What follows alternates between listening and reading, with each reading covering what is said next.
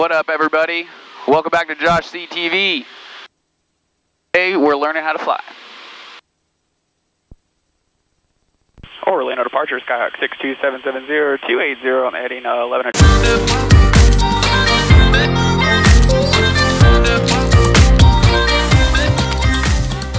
So guys, what I really mean by that is I'm learning how to fly. I'm a newly minted private pilot. I just got my license in June 2018. It's been one of my bucket list items for a very long time.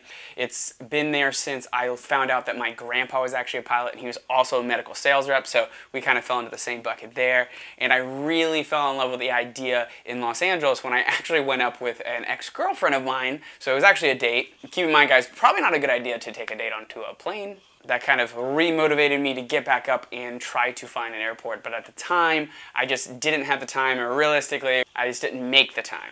It took me about a year and a half to actually get my license. I have about 25 hours pilot in command on my own, so flying by myself, and then on top of that, probably about 130 hours total in the plane. To give you an idea, the time that I just said is kind of like a 17-year-old that just got their license. This is currently a hobby for me, and I don't plan on taking it into a career, but there's still a lot left for me to learn. And as a pilot, as I've seen already in my short amount of time, you are always learning. I don't think I've gone up into the sky and come back down and haven't learned something when I fly. With that said, it has been the most amazing experience, and I want to share some of the things that worked out for me on getting my license, and I want to share some of the things that I can look back and say, yeah, that was completely true. One of the first things that just absolutely blew my mind, and probably a lot of other people too, is just how much it costs to get your license. It's not too bad once you actually get it and can rent a plane from somebody, but to get your actual license, especially if it's for a hobby, is kind of expensive. But there are a lot of ways to go and make that happen. While I don't recommend it, there are flight loans, actual lenders that will loan specifically for flight school. Then there's the old-fashioned way of actually saving up the money before you jump into flight school to go ahead and spend that,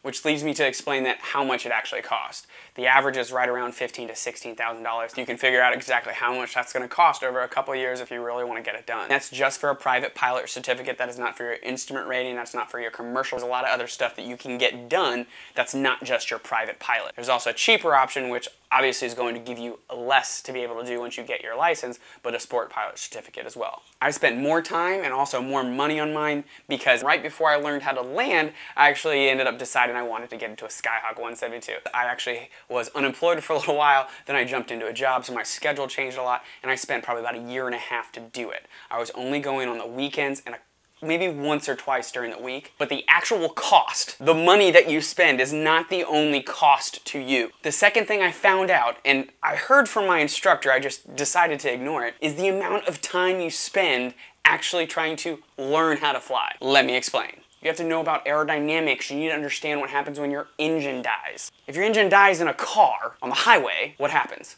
You just pull on over and get outside of the car. If your engine dies in a plane, you've got a serious fucking problem. You've got to, number one, remain calm. Number two, figure out where you're going to put down the plane. Number three is actually survive. From what I've heard, the planes are meant to glide back down to earth without an engine. With that said, it is still scary. I have not been in one yet, but they do train you and prepare you for something like that. But that goes all the way back to the knowledge thing. You spend all this time not just on the ground with your instructor, but also at home studying and understanding exactly what would happen in those kind of scenarios. Understanding the systems and how the engine ran was definitely one of the most mentally taxing things I have done so far. After all that flying and all that studying, you then have to go take somebody, put them in your right seat of the plane that you're renting, and then go prove to them that you can actually fly. Nothing comes close to actually having somebody sit next to your right seat and determine whether or not you're actually going to get that private pilot certificate at the end of the ride. If you're going to go spend the money to go learn how to fly, if you're going to go spend the time on your weekends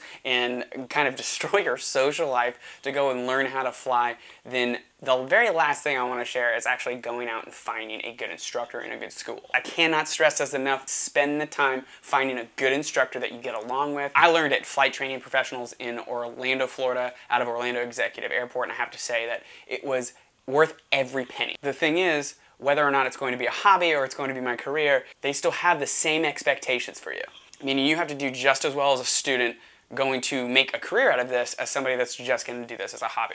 So that's it, guys. That's what I wanted to share with you. It does take some money to actually get in and get your private pilot's license, but if that's been something that you wanted to get done, it is much more accessible than you think it is. And then of course, once you actually get your license, it's a lot easier to actually go out and rent a plane. If you liked the video, go ahead and press like. Don't forget to subscribe and press the bell next to that so that you actually get notifications for the next video. If you want to just try it out and actually experience what it's like to actually sit in a plane, a little small Cessna, go ahead and check out some of these places that actually do something called a discovery flight, which is essentially you jumping in, an instructor getting with you. It's probably about $100, probably about 2 hours, 1 hour on the ground, 1 hour in the air, and they actually take you up and let you experience what it's like. And if you're in the Orlando area and you want to go learn how to fly, go check out Flight Training Professionals. See ya!